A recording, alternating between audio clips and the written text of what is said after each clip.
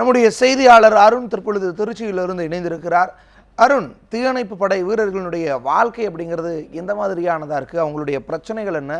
அவர்கள் விரும்பக்கூடிய இந்த வளர்ச்சி என்பது எந்த அளவுக்கு இருக்குது? பதிவு செய்யலாம். நிச்சயமாக தேவேந்திரன், இந்த நாட்டில் பார்க்கும்போது பார்த்தீங்கன்னா அரசு துறைகள் பல இருக்கின்றன. இதில் உதாரணமாக சொல்லணும் பார்த்தீங்கன்னா சீருடைகள் குறிப்பாக சொல்லணும் பார்க்கும்போது இராணுவம், இது மாதிரி காவல்துறை, சுகாதாரத்துறை, தீயணைப்பு படை வீரர்கள் என சிலருக்கு மட்டுமே இது சீருடைகள் கொடுக்கப்பட்டிருக்கிறது. இது அனைவருமே மற்றவர்கள் என்னதான் அரசு அதிகாரிகளாகவும் அரசு துறையில் பணியாற்றி கொண்டிருந்தாலும் இந்த சேவை அடிப்படையில் செய்வது என்பது ஒரு சில துறைகள் மட்டும்தான். அதில் முக்கியமாக பங்கு வகிக்கிறது அப்படின்னு சொல்லும்போது பார்த்தீங்கன்னா இராணுவம் எப்படி இராணுவ வீரர்கள் நம்மளுக்கு நாட்டை மற்ற நாடுகளிலிருந்து எதிரிகளிடம் காப்பாற்றுகிறார்களோ அதே போல நம்மை சுற்றி இருக்கக்கூடிய பிரச்சனைகள், இயற்கை சீற்றங்கள் வரக்கூடிய பிரச்சனைகளை காப்பதற்காக தீயணைப்பு படையினர்களும் அதை மீட்பு படையினரும் மிக அழகாக அவருடைய பணிகளை தன் உயிரும் துச்சமாக மதித்து மக்களை காப்பாற்றுவதற்காகவும் கால்நடைகளுக்கு கூட ஒரு உயிரினம் தான் என்பதை உறுதி செய்து கொண்டு எங்களுடைய உயிரை விட அந்த கால்நடைகள் உயிரும் முக்கியமானது என்பதை கருதி கொண்டு அவனுடைய உயிர்களை துச்சம் என்று கருதி தற்போது செயல்பட்டு கொண்டிருக்கிறார்கள். இதில் பார்க்கும்போது திருச்சியை சேர்ந்த குணேந்திரன் என்கிற வீரர்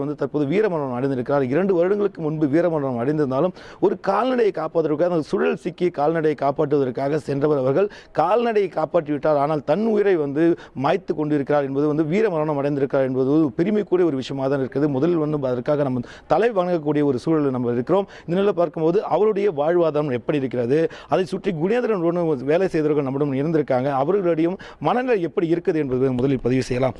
சார் வணக்கம் சார். இந்த படையை தேர்ந்தெடுப்பதற்கு முதல்ல உங்களுக்கு வாழ்த்துக்களை சொல்கிறோம் சார். இதை தாண்டி குணேந்திரன் அவர் பார்த்தீங்கன்னா இப்போ வீரமரணம் அடைஞ்சிருக்காரு அப்படின்றப்போ அவர் கூட நீங்கள் பணியாற்றி இருக்கீங்க ஒரு 10-15 வருஷம் அப்படின்றப்போ அது எப்படி இருந்தது, அவர் எப்படி இறந்தார் அப்படிங்கிறத சொல்லுங்கள். சரிங்க சார். அதாவது மத்தியானம் 12 மணிக்கு எனக்கு தொலைபேசி செய்தி மூலம் மாடு காவிரி ஆற்றுல உள்ள தடுப்பணை விழுந்துன்னு கேள்விப்பட்டாங்க. தொலைபேசி செய்தியாக கேள்விப்பட்டோம். உடனே அங்கே உள்ள நிலை அலுவலருக்கு உடனே தெரியப்படுத்தி ஊர்தி மூலமாக போய் பணியாளர்கள் போய் அந்த இடத்துக்கு போய் பார்த்தாங்க. பார்த்தவர் கூட அந்த தடுப்பணையிலேருந்து மாடு, அதாவது அந்த தடுப்பணையை தாண்டி மாடு 2 மாடு சுழற்சி முறையில் சிக்கி இருந்துச்சுங்க. உடன் பணியாளர்களுக்கு அந்த தடுப்பணைக்கு எவ்வளோ டிஸ்டன்ஸ் வந்தால் தடுப்பணைக்கு வரலான்றதை கிட்டத்தட்ட ஒரு 500 மீட்டர் தள்ளி போய் அந்த இடத்துக்கு மாட்டை 2 பேர் போய் மாட்டை காப்பாற்றிட்டாங்க. மாட்டை காப்பாற்றினவர் தன்னை காப்பாற்றிக்க முடியல. அந்த சுழற்சி மாடு வெளியே வந்துருச்சுங்க. மாடு உயிர் வெளியே வந்துருச்சு. அதை தடுப்பணையில் அந்த தடுப்பணையில் தாண்டி அவர் சுழற்சி முறையில் அவரால் மூச்சு தாங்க முடியாமல் அவர் இறந்துட்ட உண்மை தாங்க. சொல்லுங்கள் சார். இப்போ அப்போ மனநிலை இப்போ நீங்களும் அவர் கூட இருந்திருக்கீங்க அப்படின்றப்போ இப்போ சுழற்சி அப்படின்றப்போ ஒரு உயிரை பணையம் வச்சு தான் நீங்கள் அந்த வேலையை செய்கிறீங்க அப்படின்றப்போ எப்படி இருந்தது, அந்த மனநிலை எப்படி இருந்தது உங்களுக்கு? இது மாதிரி தொடர்ந்து இந்த பிரச்சனை இல்லை, பல நேரங்கள் அப்படி தான் இருக்குது அப்படின்றப்போ உங்களுடைய மனநிலை என்னவாக இருந்தது? அவர் எப்படி இறந்தது பிறகு உங்களுடைய மனநிலை எப்படி இருந்தது சார்? அதாவது மாடுன்னு சொல்லி எல்லாருமே சொல்கிறாங்க சார், ஏன் மாட்டுக்காக நீங்கள் இவ்வளோ தூரம் ரிஸ்க் எடுத்தீங்கன்னு சொல்கிறாங்க. ஆனால் எங்களுடைய ஒர்க்கே மாடு, ஒரு பூனை, ஒரு குரங்கு எதாக இருந்தாலும் சரி உடனே அவங்களுக்கு நாங்கள் அந்த உயிரை காப்பாற்றணுன்னு தான் நினைக்கிறோமே தவிர அந்த இடத்துல நம்ம உயிர் போகுது அப்படின்னு நான் எதிர்த்து நாங்கள் செயல்படுறதே இல்லை. மாடுன்னு நினச்சி போனவே இல்லை. அது ஒரு உயிரினு நினச்சி நாங்கள் போய் போராடினோம். ஆனால் அந்த இடத்துல சுழற்சி இருந்துச்சு, சுழல்லாம் இருந்துச்சுங்க, நீர் சுழற்சி இருந்துச்சு. அந்த தடுப்பணை தாண்டும் போது நாங்கள் மாடை காப்பாற்றுற ஒரே நோக்கத்திலே போயிருந்தோம்.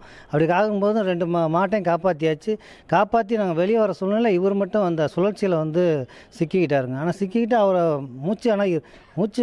மூச்சு போச்சுன்னு சொல்ல முடியல. ஆனால் உயிருக்கு போராட்டின சூழ்நிலையில் நாங்கள் மேலே எடுத்து எங்களுடைய ஃபஸ்ட் எய்டில் நாங்கள் முதலுதவி செஞ்சு உடனே ஆஸ்பத்திரிக்கு அழைச்சிட்டு போனோம் சார். ஆனால் அந்த சூழ்நிலையில் இறந்துட்டாருன்னு நினைக்கும் போது ரொம்ப எங்களுக்கு வீரமரணன்னு எல்லாரும் சொன்னாலும் எங்களுக்கு எங்கள் உயிரே போன மாதிரி அன்றைக்கி எங்கள் மனநிலையை சொல்லிக்கொள்ள யாராலுமே முடியாதுங்க. அந்தளவுக்கு நாங்கள் பாதிப்படைஞ்சு எங்கள் டோட்டல் தமிழ்நாடு திருச்சி ஃபயர் சர்வீஸே அந்தளவுக்கு அப்படியே கண்ணீரில் தத்தளித்து நாங்களே இருந்தோம் சார். சார் சொல்லுங்கள் சார். இப்போ இது ஒரு சவாலான தொழில், இது பார்த்திங்கன்னா சவாலான ஒரு துறைன்னு கூட சொல்லலாம். இது ஒரு சுழலாக இருக்கட்டும், ஒரு இயற்கை சீற்றமாக இருக்கட்டும் அப்படின்றப்போ எது உங்களுக்கு பெரிய சவால்? இது என்னால் மறக்கவே முடியாது என் வாழ்நாளில் அப்படின்ற மாதிரி எந்த மாதிரி சவால்களை சந்திச்சிருக்கீங்க? இது இப்போ நீங்கள் ஆர்வமாக வந்திருக்கீங்கன்னா உங்கள் குடும்பம் அதை ஏற்றுக்கிறாங்களா? அவங்களுடைய மனநிலை? பொதுவாக பார்த்தீங்கன்னா தீயணைப்புத்துறை அப்படின்றது ஒரு பெரிய சேலஞ்சிங் டிபார்ட்மெண்ட் தான். பொதுவாக பார்த்தீங்கன்னா நாங்கள் போகக்கூடிய ஒவ்வொரு பணியிடமும் எங்களுக்கு ஒரு பெரிய சேலஞ்சாக தான் இருக்கும். அங்கே என்னென்னா இயற்கையை நாங்கள் எதிர்த்து போராடக்கூடிய ஒரு சூழ்நிலையாக இருக்கும். அது தீயாக இருக்கலாம், கட்டிட இடிபாடுகளாக இருக்கலாம், நிலச்சரிவுகளாக இருக்கலாம். இது மாதிரி இருக்கக்கூடிய எல்லா இடமும் பார்த்தீங்கன்னா எங்களுக்கு இயற்கையவே எதிர்த்து நாங்கள் போராடிட்டு அங்கே இருக்கக்கூடிய உயிர் இழப்புகள் உயிரை காப்பாற்றக்கூடிய ஒரு சூழ்நிலை தான் நாங்கள் இருக்கக்கூடிய கட்டாயம் இருக்கும். இது எங்கள் பணியாளர்களுக்கு நாங்கள் எவ்வளோ தான் பயிற்சி கொடுத்தாலும் அந்த பயிற்சியில் பெற்ற அனுபவங்களையும் அந்த சூழ்நிலையில் இருக்கக்கூடிய இடத்துல இருக்கக்கூடிய சூழ்நிலையும் பொறுத்து தான் அவங்க வந்து செயல்படுவாங்க. அங்கே இருக்கக்கூடிய அலுவலர்களுடைய கைட்லைன்ஸு, பணியாளர்களுக்கு கொடுக்கக்கூடிய பயிற்சி இவ்வளவு இருந்தாலும் அந்த பணியிடத்தில் இருக்கக்கூடிய ஆபத்துகள் மிக அதிகமாக நிலையில் இருக்கும்.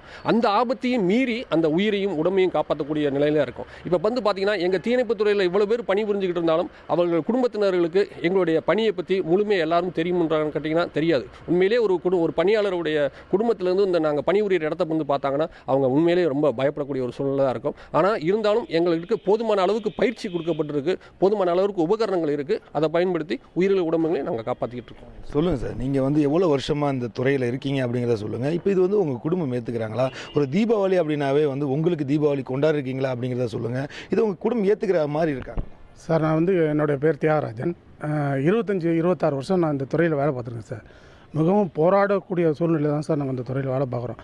உயிருன்னாவா அது நைட்டு 12 மணியாக இருந்தாலும் சரி, 1 மணியாக இருந்தாலும் சரி, கடுமையான பனியாக இருந்தாலும் சரி, கடுமையான வெள்ளமாக இருந்தாலும் சரி, அதை வந்து எங்களோட உயிரை பெருசாக நம்ம தன்னடம் கருதாமல் போய் இந்த துறையில் நாங்கள் போய் அந்த உயிரை நைட்டு 2 மணியாக இருந்தாலும் 1 மணியாக போய் இந்த உயிரை காப்பாற்றுறோம் சார். இதில் வந்து பேரிடர், இப்போ இந்த கட்டட விபத்து, பெரிய இந்த பில்டிங் விபத்து, வெடி விபத்து, இது மாதிரி இடத்துலலாம் போய் வந்துருக்கோம். இப்போ அண்மையில் நம்ம நடந்த வெடி விபத்து உங்களுக்கு நியூஸ் தெரிஞ்சு சார் உங்களுக்கு. அந்த வெடி விபத்தில் வந்து நாங்கள் வந்து கிட்டத்தட்ட ஒரு வாரம் அங்கே டியூட்டி, 15 நாளைக்கு மேலே அங்கே டியூட்டி பார்த்தோம் சார். அந்த டியூட்டியில் வந்து எங்களுக்கு வந்து நாங்கள் வந்து எப்படி வேலை செஞ்சோம், எப்படி இருந்தோங்கிறது பேர் சுத்தமாக வீட்டையே மறந்துட்டோம் சார். எங்களுக்கு வந்து தியாக உணர்ச்சி இருக்குது. அந்த தியாக உணர்ச்சியில் வந்து ஒரு உயிரை காப்பாற்றணுங்கிற அந்த எண்ணம் தான் சார் இருக்குது. வேறு பொது நலங்கிறது தான் எங்களுக்கு இருந்தோம். அந்த ஒரு எண்ணத்தில் போய் நாங்கள் போய் 15 நாள் 20 நாள் அந்த டியூட்டியை பார்த்து இப்போ பொதுமக்களை நாங்கள் காப்பாற்றுறோம் சார். சார் சொல்லுங்கள் சார், இப்போ வந்து இந்த தீபாவளி நேரங்களில் வந்து வீடை பற்றி சொல்லுங்கள். இப்போ வந்து குழந்தைகள், உங்களுடைய மனைவி அப்படின்றப்போ எந்த மாதிரி இருக்குது சார்? அது மற்றவங்களுக்கும் உங்களுக்கு என்ன வித்தியாசம் வந்து இந்த மாதிரி அந்த ஒரு பண்டிகை நாட்களில்? அப்படி பண்டிகை நாட்களில் நாங்கள் முழுவதும் இங்கே தான் பணிபுரிகிறோம். வீட்டை பற்றி நினச்சோம்னா இங்கே பணிபுரிய முடியாது. அந்த சூழ்நிலையில் நாங்கள் வந்து எவ்வளோக்கு எவ்வளவு எங்களுடைய பணியை தான் கவனமாக இருக்கிறோம் ஒழிய வீட்டை பற்றி அந்த நேரத்தில் நினைக்கிறோம். அவங்களுக்கு தேவையானதை முன்கூட்டியே நாங்கள் வாங்கி கொடுத்துட்டு முழு நேரமும் பண்டிகை காலங்களில் இங்கே தான் நாங்கள் பணிபுரிஞ்சிக்கிட்டு இருக்கிறோம். வீட்டில் அவங்க வந்து மனநிலை வந்து ஒரு நேரத்தில் அவங்க ஏற்றுக்க முடியாத சூழ்நிலை தான் இருக்கிறாங்க. இருந்தாலும் எங்களுடைய நிலைமையை அவங்க உணர்ந்து ஒரு சில நேரத்தில் எங்களோட சேர்ந்து அதில் இன்வால்வ் ஆகிக்கிறாங்க. இருந்தாலும் பிள்ளைங்களோட சாட்டிஸ்ஃபேக்ஷனை நாங்கள் வந்து நிறைவேற்ற முடியாத சூழ்நிலையில் தான் நாங்கள் இருக்கிறோம். நிச்சயமாக தேவேந்திரன், நீங்கள் கேட்டிருப்பீங்க, எங்களுடைய தியாகங்கள் தான் வந்து தற்போது பலருடைய உயிரை காப்பாற்றிட்டு இருக்குன்னு சொல்லணும். இதே மாதிரி பார்த்தீங்கன்னா சென்னையினுடைய மிகப்பெரிய வெள்ளம் இது வந்து பார்க்கும்போது பார்த்தீங்கன்னா தீயணைப்பு படை வீரர்களுடைய பங்கானது மிக அதிகமாக இருந்தது. பல ஆயிரக்கணக்கான உயிர்களை வந்து காப்பாற்றிருக்காங்க. அப்படின்றப்போ இவள் தங்களுடைய இன்பங்களை இழந்துவிட்டு தற்போது வந்து மக்களுக்காக அவங்களுக்கு சேவை செய்வது வந்து மிகப்பெரிய ஒரு சந்தோஷமாக கருதுகிறாங்க தேவேந்திரன்.